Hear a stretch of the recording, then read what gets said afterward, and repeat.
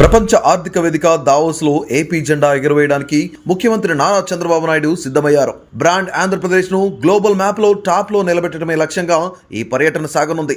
జనవరి 19 నుంచి 23 వరకు 5 రోజుల పాటు సాగే ఈ పర్యటన కోసం ఒక హై లెవెల్ డెలిగేషన్ ను ప్రభుత్వం సిద్ధం చేసింది.